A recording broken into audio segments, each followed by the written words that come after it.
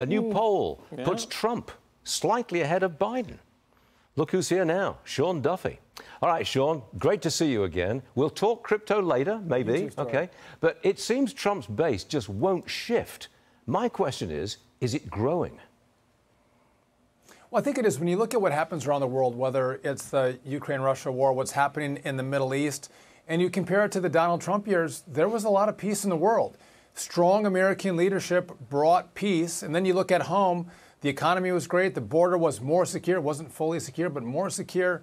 Less crime on the streets. And so I think 3 years into Joe Biden, the American people, and especially the conservative voter, they might say Donald Trump is a little abnormal in how he deals with politics, but the results were remarkable, especially when you have radical leftist progressive ideology in the White House and the chaos that it's created. So, no, I think that support grows. The only thing that's going to happen, Stuart, is if he's convicted and they send him to jail, which I suspect Democrats want to do, that could shift this in a way that I can't predict. We've never had that before. That could be the unknown. Now, Biden says his strategy that he's going to use in 24 will be the same strategy as in 2020. By that, I suspect it would be a basement strategy and going after MAGA Republicans. Would that work this time around? Listen, I don't think it does. Yeah. The basement strategy, people would forgive Joe Biden during COVID, and he's old, and he might be concerned about, catching COVID and dying.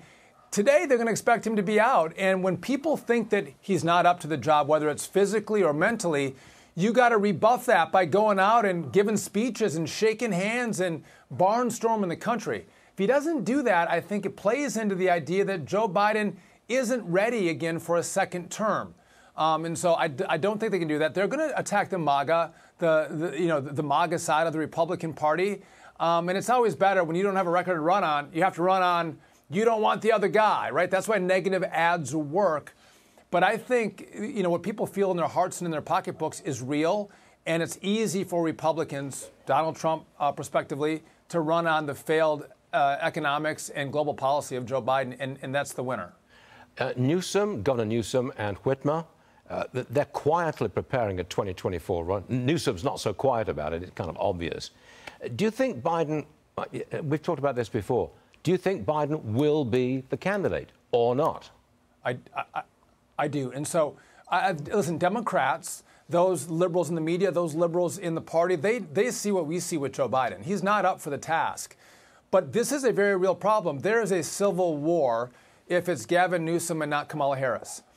They don't want that civil war. And if Kamala Harris was the nominee, they know that she will never win. And so Joe Biden, with all of his failings and frailty, is a better choice than having this civil war within their party, making a choice between Kamala Harris and Gavin Newsom. It's not going to work for them. So they're going to stick with Joe. Unless he has a heart attack, Joe Biden is going to be on the ballot, and he's going to be their guy. They'll deal with this civil war at some later point, whether it's in 28 or 32. All right, now let's get to crypto. Sam Bankman-Fried guilty, 7 counts of criminal fraud. It doesn't appear to have hurt the crypto market. Far from it. Bitcoin's gone to $34,000 a coin. Are you still in? So listen, I think obviously when the FTX news broke, that crushed crypto. Bitcoin was down at roughly 16,000. Yep. And we've gotten by that news, and you're starting to see institutional investors wanting to play. BlackRock and others want to spot Bitcoin ETF. The SEC seems to be entertaining it. And so I again am bullish. I didn't take your advice to sell my Bitcoin at I think you said 25 or 26,000. You would be selling, Stuart. I didn't. I've held mine. And I know that you're making money on crypto yourself. So I'm still bullish. And again, I always come back to this. With a $2 trillion deficit and $2 trillion deficits for years to come with unfunded mandates, there's a time that the dollar is going to have real problems.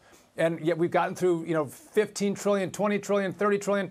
But there becomes a point where that becomes challenging, and people, I think, are going to look to other safe havens, whether it's gold and silver or Bitcoin or other cryptos, That's very real in the mindset of a lot of Americans and a lot of global investors. And if you can make it easier to buy and sell crypto, which is what's going to happen if you've got an ETF, I think you should feel some vindication. And I apologize for all my previous criticism of your investment strategy. Okay? I take it all back.